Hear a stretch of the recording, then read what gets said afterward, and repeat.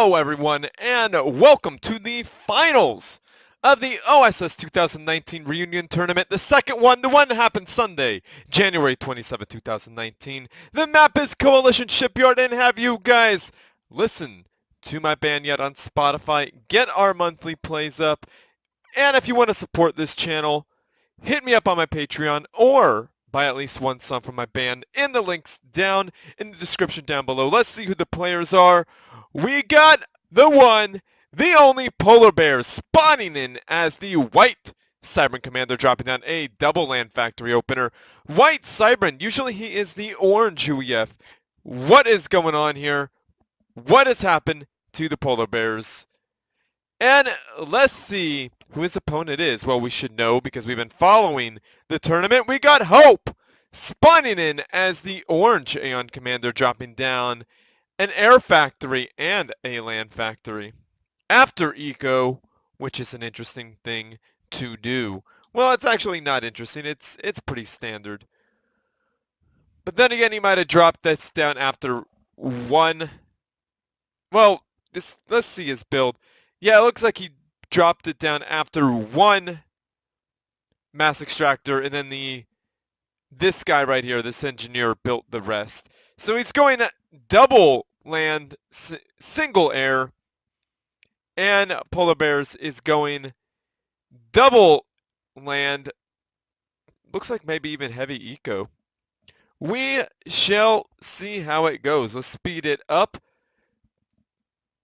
And it looks like Hope has researched the Harvogs. Guys, let me know in the description, in the comments down below, why people use Harvogs as Aeon.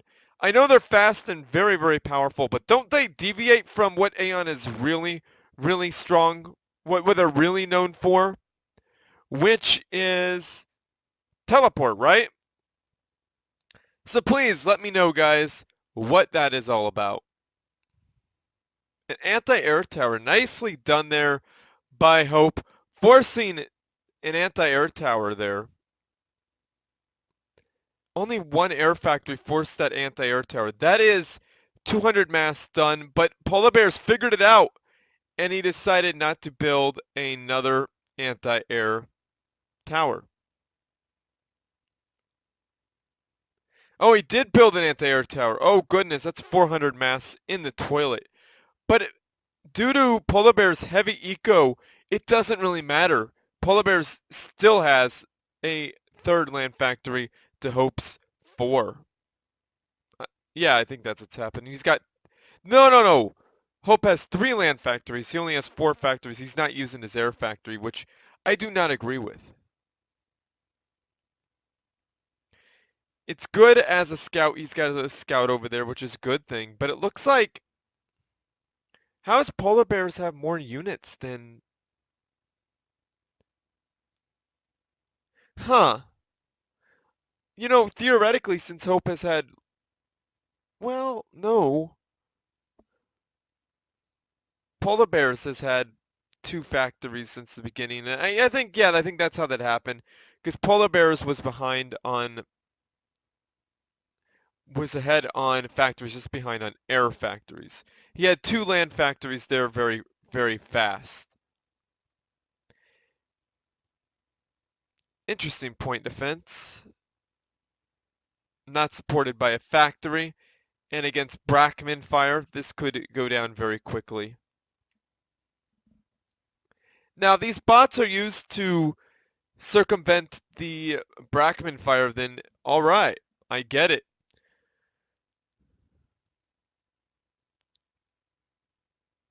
Now, it'd be nice to see some of these bots here for Hope split off and start damaging Polarbearz' economic advantage. Now, Polarbearz is only 1 mass extractor more than his opponent. Hope doing a bit of a point defense cheese. Probably not going to work, because Polarbearz is hitting him pretty hard. Look, took out the point defense. Oh, goodness, Brackman took out a bunch of the Harvogs, and Hope is down to less than 1,000 hit points. What is going on here? Hope not under the shield, sticking out of the shield with less than 500 hit points, and boom! Down Hope goes. That was very unfortunate for Hope. Hope had a bit of a cheese going on, but Polarbearz knew how to counter the point defense push. Point defense pushing could be incredibly strong, guys, just to let you know that. And especially against Cybran, an Aeon point defense could be absolutely devastating. However, Polarbearz stayed cool. He got a bunch of Brackman. They were able to hit the point defense at range along with the factory TML. And look at this, we got a radar installation giving greater vision to that factory. It doesn't just give radar range because he's already got that covered right here. That goes probably out, that goes pretty far, I'm sure. However, this right here gives more vision to the factory. So the factory was able to see the point defense over here and TML it quite easily. So very well played there. And I'm not saying that Hope's play was extremely cheesy. It was just a little bit because it's a very, very common tactic for Aeon to point defense creep. Hell, I do it all the time. Well, not all the time. I do it once in a while. But it's very, very strong, and especially against Cybran. So it would force them to go Cobras. And if they've already spent their RP, they could be in a lot of trouble. But Hope really should have gotten Fishtooths to go along with that. That would have had one of these factories dedicated in Fishtooth production. That would have been able to destroy at least one factory. So well played by both players. Let's move on to the next match. Polarbearz is up by 1. Welcome back to the second match of the OSS 2019 Reunion Tournament. Second tournament. The second match of the finals. Did I already say finals? Well, it's the second match of the finals. The map is QAI Labs. And guys, check out my band if you want to support this channel and support the things I do. Spiff and I put down our own money to make this tournament happen. Yes, it was a paid tournament. So, guys, help me out there by buying some of my band's music for $1 or hooking me up with some money on Patreon. It's coming to that time, so for Spiff and I to do another tournament. So, guys, hook it up if you want to see more.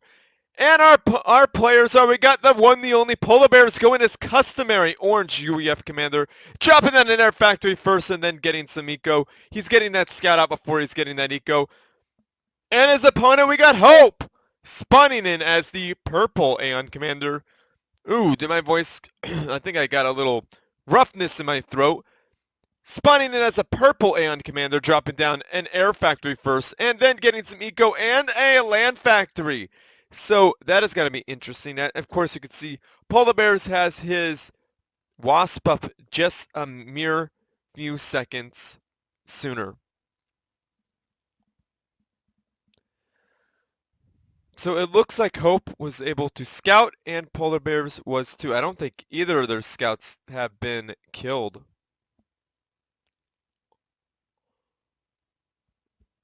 So it's like Polarbearz went double air. What an interesting idea. That is triple air. That is unusual. He's not pushing up to capture his... What's going on here? Alright, so Polarbearz might be in trouble because Hope stopped building air units. He's got an anti-air tower. Polarbearz is now switching to bombers, but he definitely has... This could be troublesome for Polarbearz.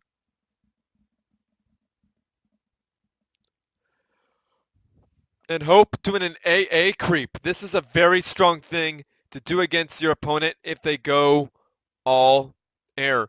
Now, TML could win this. TML, this is, Polarbearz is asking to get TML'd. Now, Polarbearz is against an Aeon player. Why would you do all air against Aeon? It's just not a good thing to do. Because again, like I said, he could put TML right out here and just have free range on this entire base. There'll be nothing that polar bears could do. And now we got a bunch of broadsword gunships. So those are incredibly powerful units. Let's slow this down. Of course, I speed it up before I slow it down because I'm a genius. But broadsword gunships, they have way too much HP for what they are. 1450, that is powerful. Oh, I think Polar Bears went training on his units because you could see that the WAS of 825. So these are at least 10%, have 10% more health and 10% more damage. So that is incredibly powerful. Maybe 825 is the actual value. I don't remember, guys. Huh. Well, maybe he didn't. No, there's no way he went training because he definitely has he went broadsword gunships, and that is a lot of RP. Not like a huge amount of RP, but enough RP to be like, that's what you're doing. You know what I mean? If you got to commit, that is, you have committed to that. Now Hope is getting a second proxy land factory. Now Hope has to really be putting down some energy generators if he wants to TML his opponent. He could factory TML his opponent. That would do a whole lot of damage.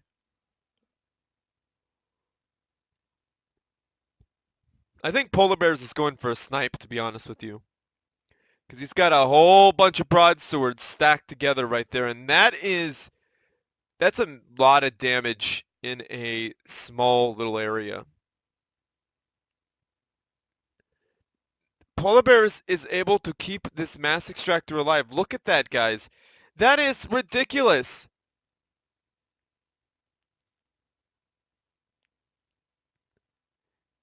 Oh, I like that Hope was able to switch targets to try to take out that mass extractor. Got to breathe on that energy generator to see if he could take it out. That energy generator is gone. Energy generator dead. And we got, man, he needs more fish tooths to out damage that repair rate. Now it looks like Hope has gone AA with shield generators. An interesting choice. I think he knows something nasty is coming. Now, Polar Bears could definitely be going for AC-1Ks, and that would be absolutely devastating because Hope did not keep up his air production all that well. He is still creating air, and he's allowing his opponent to scout his base. Why? I guess Hope has well, he should know because we do both have, oh, there's training one on air. Because Hope has radar on all of his air units, and a lazy engineer. Hope! What are you doing? Okay, there's a bunch of energy being spammed up. Either we're going for teleport or we're going for TML. I would actually like to see these factories right here with their AA and their TML on the factories to just fire into Polar Bear's base. I would like to see that. Anti-air, that's a smart thing to do. Get a bunch of anti-air, and really, yeah, that could work out. Dude, that mass extractor is still alive. How?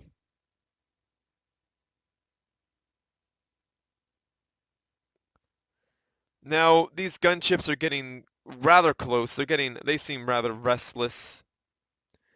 Now, hopefully Hope gets Hunker or Shields on his ACU to defend. Well, it's a little too late for that because there's no way that's going to happen with the research path that Hope went down. An air factory, great choice of factories, actually. And a fourth air factory by Hope. Polar Bears finally taking out that mass extractor. So that leaves Polar Bears on 5 mass extractors, and he has only 1 energy generator. Ooh! Polar Bears is down to 4 mass extractors. One of his core mass extractors have been destroyed. Polar Bears is down about half health, almost.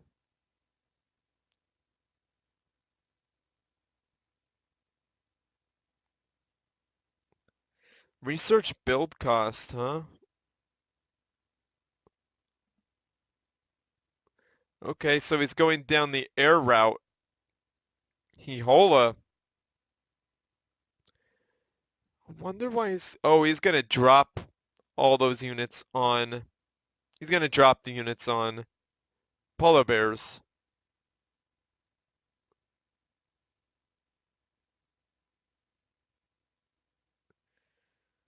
Interesting choice of units. Now that is really bad.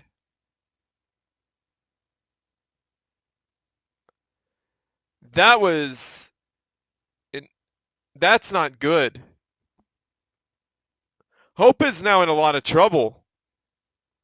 Hope got caught out. Hope would have been okay right here. Now Hope isn't okay. Oh, and down goes Hope. I told you guys that was a lot of damage in a small amount of area. Gunships are incredibly powerful. And how did Polar Bears get out of that one? That game was Hope's for sure. There was no way Hope was going to lose that one. But a transport. Why would you go a transport? I mean, I know why he went transport. And I'm not trying to be mean to Hope at all. But a transport to move his ACU. Probably to move it to safety, but the timing was just... The scouting just wasn't there. So that was unfortunate. I would have gone TML because Polar Bears was begging to be TML'd. I know it's a scumbag move, but at minute 10 in the game, if you do not have a land factor and you're against Theon, you're asking for it, dude. You're asking for it. I mean, Hope was trying something else. Polar Bears was like, well, I'm going to go this. I'm going to go all air. He went 4 air factories. Is that 5 now? He went 5 air factories. No land. So Hope seriously should have gone TML. That would have won the game hands down, or at least forced Polar Bears to do something different. And keep the ACU underneath these shields and under AA at all times. 100% of the time, and get Hunker. That would have really, really helped. Or better yet, what Hope could have done was hung out underneath this factory shield, then move to this factory shield, move to that factory shield, move to that factory shield, and by the time each factory shield this factory shield went down, these ones will be back up. So this one goes down, this factory shield goes down, and by the time this factory shield goes down, this one will be back up. So we can just go around in circles. And they say that gunships get under shields. They don't do a wonderful job at that. They don't do a great job, but they do good under shields, but sometimes they don't. So, but shields are better than nothing, man. So that's what I would have done. I would have danced around factory shields. But guys, this is the finals, and in a competitive match, seriously, guys, you get nervous and you make some interesting choices. Not saying Hope's choices were bad. They weren't. There are a lot of great choices. And a transport could have been super effective. But his opponent had air control. Not air superiority, but air control. But then again, they both had almost air control. Now, here's the thing. Polar Bears could have easily had air superiority if he went all wasps. But he didn't. He just had air control because he could have changed that very quickly. Now, there's a big distinction between air control and air superiority. Air superiority is that you cannot get air back. Air control means you have control of air in this area. And Hope had air control right here. Right here, had pretty good air control. Against to a bunch of gunships. So that might have been training 2 on gunships. So that's a very powerful gunship. And it might not have worked. Might have worked, actually. Now, man, if he would have just went TML, that would have done it. Or even teleport. That could have done it too. But if Hola, the transport, could have been helpful, but not when your opponent has the option of air control and air superiority. Because all he had to do is switch to 5 wasps. All he had to do is switch to wasps, and boom. your anything air control that you had would have been gone in literally 30 seconds. Well, just kidding. A couple rounds, about 2 minutes. It would have been less than 2 minutes. It would have been your air control would be gone. But anyhow, yeah. So well done there, Hope. Very, very good. You're going home with some prize money. You're an awesome guy, and I appreciate you for joining in this tournament. Dude, you got second place in this tournament, and being beat by Polarbearz, that's nothing to be ashamed of, because Polarbearz is definitely one of the best players in the game, or the best player in the game right now. He was the best back in 2012 when I played heavily. He's definitely the best now. He's really, really good. So, thank you for playing, Hope. Congratulations on your prize money. And Polarbearz won both tournaments. So he made a lot of money on this tournament. So well played there, Polarbearz. Very well played. So, yeah, I found the 5 Air Factory thing to be very interesting, but I think he was definitely going for a broadsword snipe. And it worked, because Hope got caught out. If Hope didn't get caught out here, he would have been fine. He might have won. So, very well played, Polarbearz. You are going home with the gold once again. So, thank you for playing. And guys, look for the third tournament that's happening this year. It's going to happen. So give us time. Comment down below if you want to see it. And if you really want to see it, give me some cash. You kind of hook it up with some cash, because this is my own money. And this is a community, and we all need to contribute. I will still contribute, but you guys got to contribute to it. It would be really awesome. I mean, seriously, it would make it easier for me to throw tournaments. So when you guys like this video, subscribe to my channel, favorite it because it helps me out, and share with your friend. Oh my goodness, I'm not at that point. Favorite it because that helps me out, and send your good replays to stillspeaks@gmail.com. I am now casting replays and that you send. And do know I will be doing a Forge Alliance Forever replay soon. And where am I on this? So, yeah, comment, say something nice about the players, about the tournament, about my band, my clan, and go to my band's recent YouTube video and say something nice about it. So, also hook me up with some Patreon money if you feel inclined. And if you don't want to do a monthly subscription, buy at least one of my band songs for $1. So anyway, guys, share with your friends, family, and foes, because they need something interesting to watch as well. And as always, everyone, GG.